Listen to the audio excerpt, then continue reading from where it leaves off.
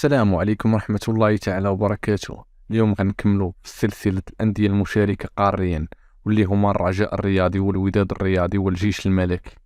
غنبداو بفريق الرجاء الرياضي والوداد الرياضي اللي دازوا دور الربع في دوري أبطال إفريقيا، وغنشوفوا الفرق اللي غيلعبوا معهم في دور الربع. وغنبداو بفريق الرجاء الرياضي اللي جا في المجموعة ديالو هو الأول، المجموعة السي، وهادو هما الفرق اللي غيقدر ينافس في دور الربع. غنبداو بالفريق الاول في المجموعه ا، فريق شبيبه القبائل، وهاد المجموعه كانت فيها الوداد الرياضي. والفريق الثاني هو الاهلي المصري في المجموعه بي، والفريق الثالث شباب بلوزداد في المجموعه دي. هادو هما الفرق اللي يقدر يلعب معهم فريق الرجاء الرياضي.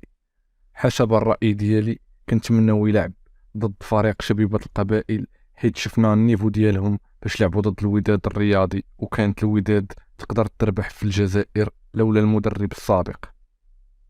دابا غندوزو للوداد الرياضي اللي حتى هو جا الاول في المجموعه ديالو اللي هي المجموعه ا، وهادو هما الفرق اللي يقدر ينافس في دور الربع.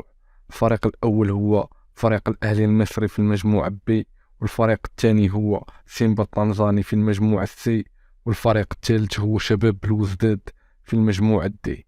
هادو هما الفرق اللي يقدر يلعب معهم فريق الوداد الرياضي، وكنتمناو فريق الوداد يلعب مع سيمبا التنزاني حيت حتى هو شفنا النيفو ديالو حيت لعب ضد الرجاء الرياضي. كنتمناو نتفاداو فريق الاهلي المصري حتى الادوار الاخيره، حيت الاهلي كتكون صعيبه في الادوار المباشره.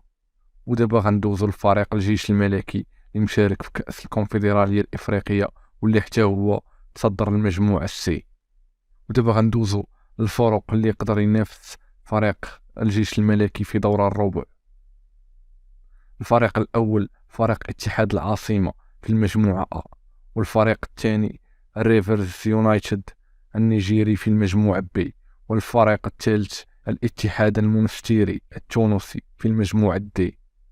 وكنتمنوا كأس الكونفدرالية الإفريقية يكون مغربي ويبقى في المغرب للمرة الرابعة على التوالي. بالتوفيق للفرق المغربية في باقي الأدوار. وفي الأخير ما تنسوش الاشتراك في القناة وتفعيل زر الجرس باش يوصلكم جديد الكرة المغربية. وشكرا.